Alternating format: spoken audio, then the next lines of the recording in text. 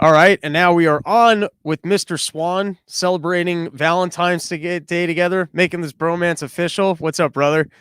What's up, man? Happy Valentine's Day. And to you as well. I'm a little disappointed you didn't send flowers, but I'll take crypto. Listen, okay, it's short notice, and 1-800-Flowers. They had a backlog. I should have made the reservation weeks ago, but we can still do something very nice. And I have some flowers here that I can send you a picture of. Perfect. And you know what's better than flowers? Anyone listening? It's kilos of kratom. That's what you should be sending your loved one. You go to Yo, yokratom.com, $60. All right.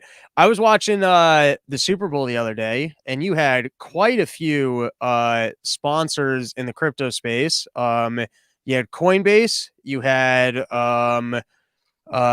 Webull, which I think has some crypto going on Webull. Weevil. I don't even Yeah, know I think they're Weevil. another like platform. I think I could be wrong. They might just be stocks and bonds. There was some app I never heard of. They actually had the best commercial of the entire Super Bowl with Larry David. Did you see that one?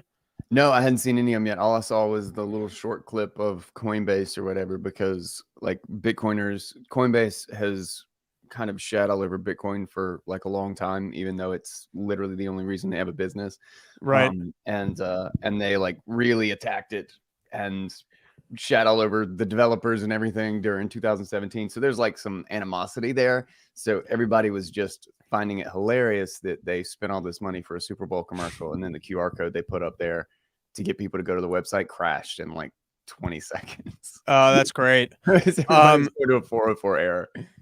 so I'm curious though, do you think that the crypto exchanges are engaged in like the equivalent of fractional reserve banking? Because I would think they must be.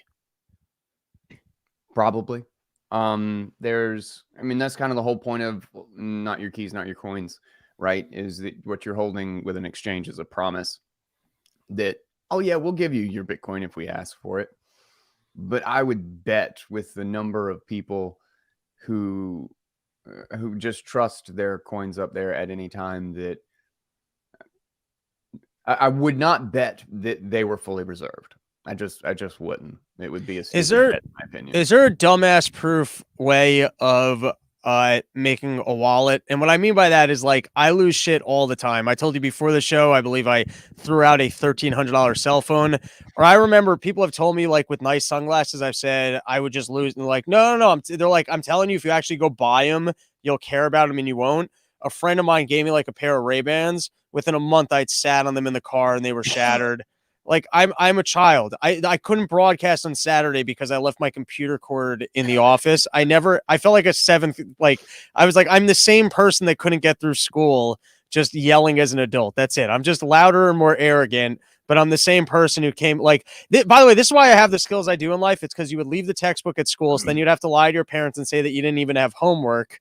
Right. And then you'd have to go back into school and lie about having done the homework. And then you get really good at lying. And then you go into a podcast, pretend you know what you're talking about. That's how you have a career in life. Exactly. But what You're is there any and my story are the exact same. is there any way of backing up your crypto if it's on a cold wallet? Like, is there a personal like digital or like how do you make it so that you can't like what happens if you go senile? You forget your password. Okay, so there's like a couple the most common standard for backing up, and every wallet essentially will have it, is a set of 24 words. It's randomly generated from your key. It's just an encoding of your key, so it's equivalent to your keys, which means that if somebody else has those 24 words, they have your money. Like that, those keys are the money. But as long as you keep up with those 24 words and you don't give them to anybody else, it's your Bitcoin. Like you can memorize them. I've memorized keys in the past. You can put them behind an additional password if you want, just for, funsies, just have like a little PIN number or something like that for added security or something. But basically all you need is that piece of information. You write it down in a couple different places, put it in a safe, give half of it to your sibling, or maybe, somebody you got a bromance with. You've always got that backup, like for instance, but with those keys, you can recover anything. I mean, like I was telling you that I'm sitting on a new phone right now. That's because my other one shit the bed, and I had to recover like 22 wallets because I Jeez. download like every single one of them, and I play around with it, and I put money into it, and I just test. And so I went through 2 weeks of just recovery. But all my main ones have very efficient, like a very simple, like standard backup process. Right. Took me a couple minutes. As long as So I've in other got words, you put it backup, on a get right back physical there. wallet, but it's got a digital backup. Oh, you mean if you're talking about like a hardware wallet Yeah. or something like that, like one of these guys? Yes. This guy has all of these actually have like just little paper backups that I have, so that if I ever lose my Bitbox, I actually can just I can buy a new one and then just punch those numbers right back in it. I mean, excuse me, punch those 24 words back into it, and it boots the same wallet right back up. Someone hit me up with a piece of equipment that looked fascinating and scammy at the same time, which was I was complaining about not wanting to pay for heat anymore. And so they sent me a link for a free space heater that essentially, I guess, plugs into your internet, is mining crypto. And then because that generates heat, you get your heat for free. And I guess the miner on the other end of it is probably keeping a percentage or all of the Bitcoin that you're actually mining. You talking Sounds about like a, Heatbit by chance? yeah, maybe. I don't know. Heatbit. There, I Is mean, that there's legit, or it seems I like a know a fucking scam? couple of companies that are doing it. Heatbit in particular is the one that I almost bought, and I still might Okay, actually buy for downstairs. right, But I don't want to be hanging on to it for 2 months while construction's going on. right. But no, it's in fact they don't. I don't even think they take a percentage. Maybe some of them do, but they're just selling basically old ASICs in the form of a heater. And they boast, I don't really know the metrics on it specifically, like I haven't tested it to confirm this, but they boast that for every watt of consumption it uses in order to mine, it produces a watt's worth of heat. So they've seem to have prioritized the thing to create heat. So you're creating heat at the exact same cost, but also mining Bitcoin. And then you just have an app that you can just see how much you're mining. But I mean, that's one of the great uses for, or alternative uses for ASICs. Like there's actually a company in, I think it was in Sweden, that's using them to warm greenhouses. Like they're literally mining Bitcoin to just keep their greenhouses warm for, internal farming. I gotta hit those guys up. Maybe I'll get them on as a show sponsor. We'll have heat. Do you personally mine any Bitcoin, or you just go out and earn it through your labor? I haven't in a while. Earning is easier and more direct for me right now, but I absolutely intend to get back into mining. I've mined on and off, like for little reasons throughout the years, over a decade. All right. So the reason I wanted to have you on was I was looking at the protests that have been seemingly quite successful out in Canada, even though they'll pretend like they're re-reviewing the science and new science has come in. It does seem like in some, I think they call them provinces in Canada, it just seems like the local governments in Canada are getting rid of some restrictions. Yeah. And I even think in America, the reason why we're shifting here is they're realizing like, oh, we really don't want to deal with the massive uprising. Yeah. With that being said, I thought it was fascinating when they specifically took that bridge, and that bridge was a critical piece of infrastructure that was actually costing money to big institutions in America like GM. Now, GM, not that like GM's got a better in with the government than Exxon, but it's still GM.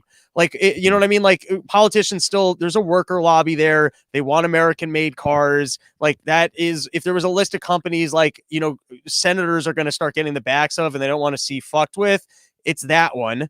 And months ago, you were on the show. You did the highlight piece still exists on Instagram on the book, The Sovereign Individual, and basically the economics of violence and labor unions. And I will hand it back to you because I tried reading the book and I found it boring, but I found your explanation of it fascinating. But this specific instance seemed like a very good example of what you explained as the theory of that book. So I'll hand it back to you to maybe give us a little bit of an education here. All right. So the fundamental argument being made in that book is that the real driver of history, that politics is basically downstream from technology. The real driver of history are the technologies that we invent and adopt. Excuse me. Then I got the Rona, man. Do you It's really? all these protesters. No, I don't. You got the Ronas again? Didn't you already No. have it? Free Yeah, and I clear. did. I don't have it. I'm just congested this morning, apparently. Dude, Omni's different because I definitely had Delta. I think I had the OG and I got the Omni. So, but it's not bad when you get it. I haven't had any issues since, like, I guess I got like 3 months ago, 4 months ago, something like that. Yeah, you should still be immune. But so the crux of the argument is that technology that alters the trade-off for violence, the return on being violent against your neighbor, is the ultimate driver of our institutions, how we organize as a society, what kind of governance actually is sustainable, and all of this. This is the ultimate tool. And this is why that you see throughout history some of these massive technological shifts coincided like just following massive or just prior to massive shifts in how governance works, how actual government is set up, and what is sustainable.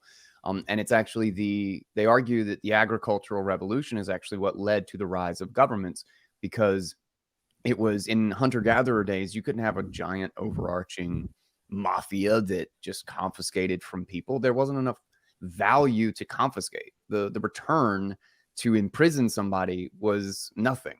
Like, people only had the value that they could carry on their backs because you traveled with your food. And when agriculture came along, suddenly we could accumulate all of this wealth, but it was stuck. It was stuck to the ground. We built houses, we had families, we raised all of these animals and all of this farmland, and suddenly wealth was this massive static thing. And so somebody could come by with 6 or 7 of his buddies and sticks and say, give us 10%, give us 20%. And it was worth the return on that 20% by being willing to use those sticks against your neighbor was greater than the return was greater, but the cost was less for the farmer to give up the 20% than abandon his whole life and pick up with his family and go somewhere else. And that ultimately that led to the rise of governments. And then the things that have changed that and changed what system of government we have are like the longbow, gunpowder, the printing press, like all of these things that fundamentally altered how you could or could not control people. And where we are today is really interesting, because the internet is fundamentally an organizational tool. And when people are able to organize, I mean, look at the massive organization of these protests that they wouldn't even broadcast on TV for a long time. For like the first week or so that this was going on, you would only hear about it if you got a message about it, you saw it on social media. It was only through alternative avenues that this was even news. And because of that, it gives the people at the bottom, it gives the everyday person a way to organize that has really never been a way to connect that has really never been accessible to them. Whereas people in political power and all this stuff, they've always been able to connect. Having the internet versus having control over the telegraph system or whatever isn't a whole lot different for them. It's like better, sure, but they were never not able to organize. They were never not coordinated with their actions, right? They were always in this big club where they could get communication out and get information if they needed it. Whereas the people at the bottom never had that opportunity. You had to have this massive, wealthy infrastructure to coordinate at that level. And now we've got another, even more critical piece of the puzzle: encryption and digital money. Now that we actually have the ability to transfer value anywhere in the world, and that we can hide our communication, we can have a private conversation over public channels, and that we can privately send each other money over public channels, and nobody can stop it, nobody can read it, nobody can steal it, is fundamentally something that you go back 30 years is 100% impossible.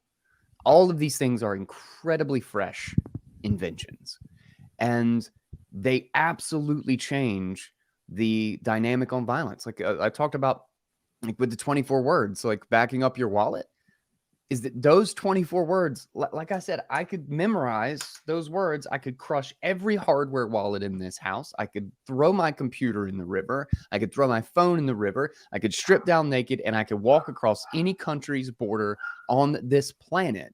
And as long as I have those 24 words, I have all of my money. Like, that is the dynamic for going back to the farmer example. What if he could sell it all for Bitcoin and walk away? What if he didn't have to leave all of his wealth? He could take it all with him in his head and take his family and set up shop somewhere else, and every single sat of value that he had is still there. That is how Bitcoin is going to change this dynamic, and you're seeing it right now with the convoy. GoFundMe raised, like, it was like $10 to $11 million. They froze the funds. And GoFundMe had the gall to think that they were going to put it to the charities that they wanted to, like, literally just steal the funds before they just got lambasted with, like, I think it was like, I was already reading, like, somebody had been collecting, it's like 8 lawsuits were already, like, in works for being filed against them, which would have been great. I wish they had just done that. And I kept encouraging people. I kept retweeting. It's like, no, chargeback. Don't let them refund you. Chargeback. It costs them like $15 or $20 a pop. So I know people were getting blasted. They were getting blasted with that too. Then Gibson Go. Canada just Trudeau and the Canadian authorities have just said that they're not going to let anything essentially across the border. The banking infrastructure is where their censorship is. It's where their control is. So that's where they're saying Gibson Go will not be able to send funds. And now Gibson Go has been hacked. And the website went down for a little time. And apparently the hackers have claimed that they have gigabytes and gigabytes of user data, and it's been leaked. Like, I mean, and anybody who thinks that's not a government, that's just like, this is everything that they've been trying to do. Oh, so Gibson Go was going to process the money, and you're saying a government hacked it. They tweeted and said that you have no jurisdiction over us. Like, right. We will donate to the charities that the people wish to donate to. These are peaceful protesters. We are not in Canada. You can't tell us that we can't send the money. But they don't really have a great avenue either, because they have to go to the Canadian banking system in order to get it to the people. And there was another account, which it wasn't related to Gibson Go, but it had, like, apparently it was $1.4 million in donations that sent to some organizing group in the convoy. Also frozen, confiscated by the Canadian. So what's the crypto route? Quit teasing us. Bitcoin has raised, there's 21 Bitcoin so far in a Tallycoin. So how do I contribute? I'm so, when I go to Tal, but I just go to tallycoin.com and I just send them some of my Bitcoin. It's tallyco.in. There's one called Honk Hodl, I think is the I love that the name. But if you just search it on Twitter, you'll find it. But the link just takes you straight there, and it's not, understand, Tallycoin is a web face, like it's just a front face for the web. They actually don't hold any coins. You're actually sending it directly to people who are organizing with the convoy. Nice. So this is as if you send it from your pocket to their pocket. Dude, I'm gonna send some fucking Tally coins. Hopefully they buy some sandwiches. They're doing the Lord's work. There's a guy, Nobody Caribou, has been updating on what's been going on the ground. And now that it looks like Trudeau is actually going to enact emergency powers to treat this like a war situation. It's a little scary. So they're going to need funds. Any help that can be provided, I know, is greatly appreciated. I've already thrown a few $1,000s that way, and I might do it again. But literally, apparently there's discussions that they're going to enact the Emergency Powers Act, I believe, which the last time this was enforced or enacted was when a politician was kidnapped and murdered. And they're doing this over a peaceful protest where no one has been injured and nobody's attacked or broken or done anything. It's insane. Well, it's an emergency because Absolutely insane they because they can't can't paint stop it. and they can't paint nice, polite Canadians as white American racists. Yeah. And so they have Yeah. no way to they have no way to backtrack this. Like that's their one card. And they're like, shit, it's not working. There's too much camera footage of even the cops being like, hey, they're pretty cool. And so now they don't know what to do.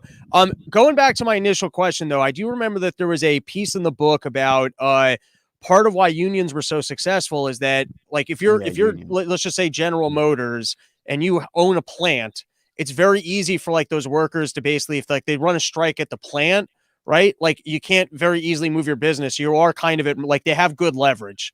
It was basically a piece about almost the leverage of certain like I guess workers versus like I mean it's a little bit almost Marxist of like looking at these groups as different classes, but it was kind of a whether or not you did have the leverage of like violence, because for example with the factory, if I go burn down General Motors factory, they're fucked, right? Like whereas like a Coinbase, if you were to take out Coinbase's office, it probably they probably don't need that much physical infrastructure to keep on running, right? Or Yeah. if like I'm a marketing company, it's going to be more my intellectual capital. Once again, it's not that big of a deal.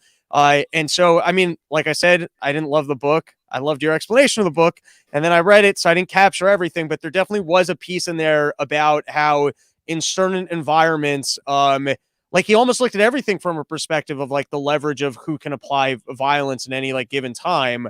Yeah. Which in this I think case, it's a brilliant thesis. I think it is the proper way to look at the dominant forces that make society. Like after reading that book, I was just I couldn't get it out of my head. I thought about it for weeks.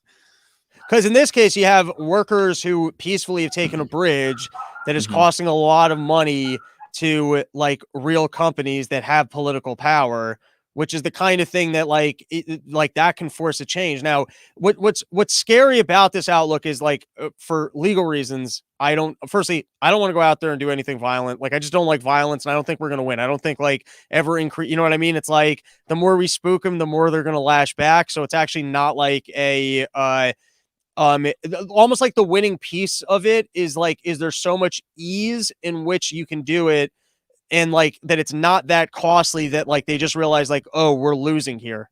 I don't know if I necessarily articulated that. In this case, it would be interesting though, because I guess if people were to engage in more peaceful protests like this bridge, which almost comes down to what is critical infrastructure that if people were to peacefully protest at would actually be like really, really damning to critical industry of you know, basically the political elites. That's how you enact change. Yeah, yeah, it's a pretty incredible way to put pressure on the situation. And what's funny, you talk about like violence doesn't really work. Is I agree. I tend to agree because violence is kind of the what's the I think it's What's Rothbard the or number one thing Hayek. you're trying to avoid? Violence is the health of the state.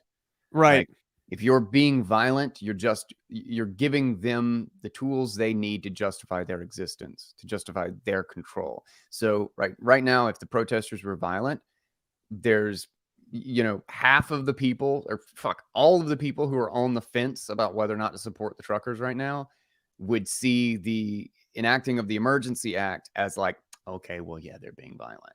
Like even if it was justified violence, the very nature of like this is why civil disobedience is the most powerful tool, because it does not it costs them resources, it costs them value and authority and trust as well. It makes them look bad without actually giving them the perception of allowing them the perception of being the good guys.